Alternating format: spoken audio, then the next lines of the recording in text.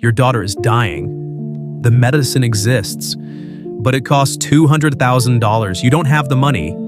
The pharmacy is right in front of you. The back door is open. No cameras, no alarm, nobody watching. Do you steal it? Count how long it took you to answer. If you said yes in less than 3 seconds without hesitating, without thinking about the consequences, this video is going to show you what that reveals about your mind. If you said no, this video is going to show you something even worse about you. This dilemma was created in 1958 by psychologist Lawrence Kohlberg. Since then, it has been applied in over 40 countries, with thousands of people of all ages, cultures, and social classes. Kohlberg didn't want to know if you would steal or not. He wanted to know why. Because your justification reveals what moral stage your brain operates at. And most people are stuck at a stage they can't even imagine.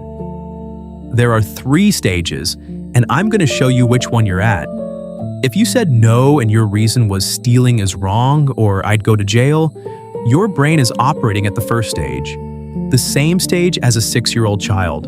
That's not an insult, it's neuroscience. At this stage, the brain makes moral decisions based on 2 things, reward and punishment.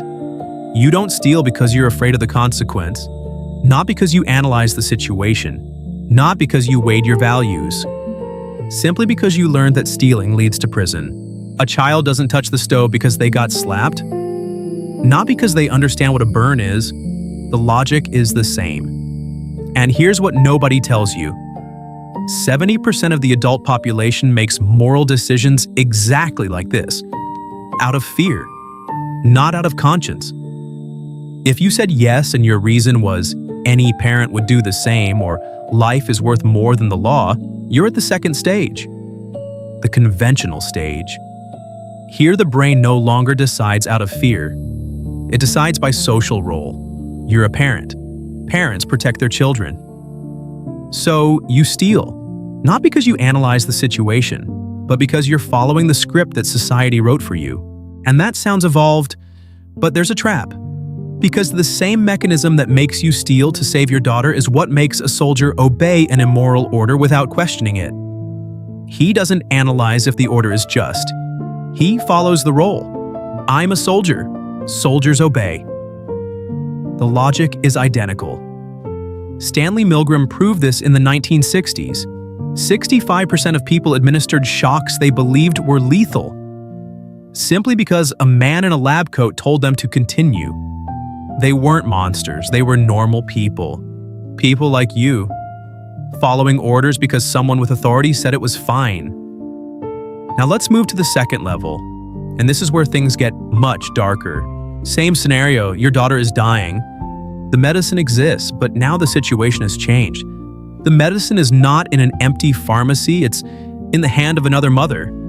In the hospital hallway, she just bought the last dose for her son, who has the same disease and will die without the medicine, exactly like your daughter. 2 children dying, 1 medicine. Do you take it from her? Did you notice how your brain froze? In the first scenario, the decision was easy. Pharmacy, corporation. Nobody suffers directly. It was you against the system. Now it's you against another mother, another child, another desperation equal to yours. If you said yes that you would take it from her, your brain did something that psychology calls devaluation of the other. You needed, even if just for a millisecond, to decide that your child's life is worth more than her child's life. That's instinct, not evil. Neuroscience calls it kin selection bias.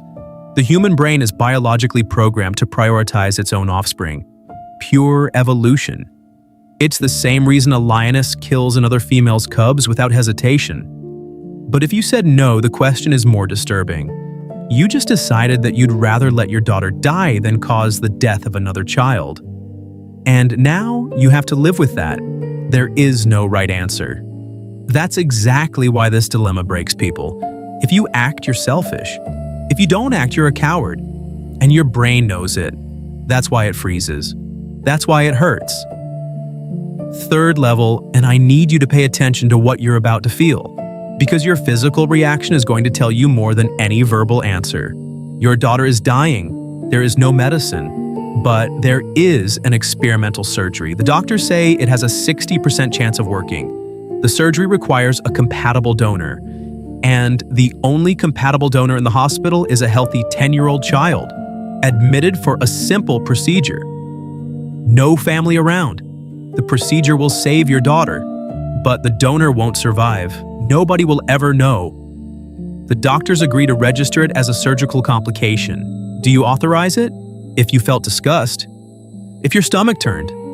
If something inside you screamed that this is monstrous before you even had time to think?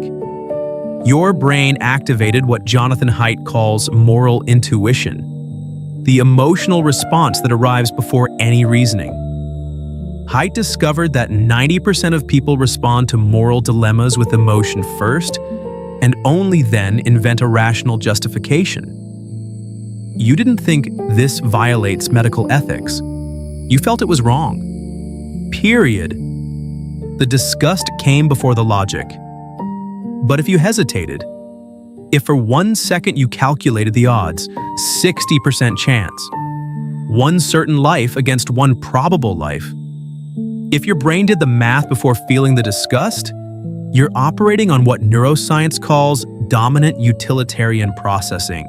It doesn't mean you're a monster, it means your prefrontal cortex has more influence over your moral decisions than your amygdala. The emotional center of the brain.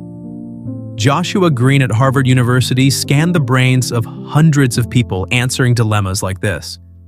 And he found that people who choose to sacrifice one to save many don't have less empathy. They have more control over their empathy. They can switch off the emotion when the brain calculates that the final outcome is better.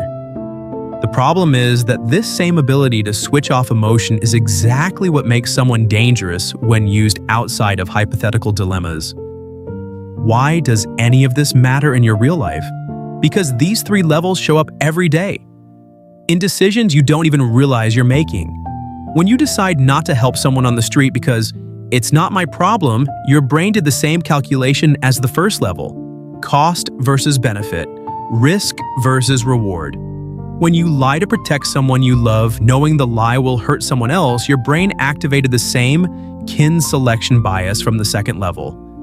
And when you make a cold decision at work, fire someone, sacrifice a colleague to save a project, your brain used exactly the same utilitarian processing from the third level. You don't live on a lifeboat, but your brain operates as if you do. Every decision is a calculation of who to save and who to sacrifice.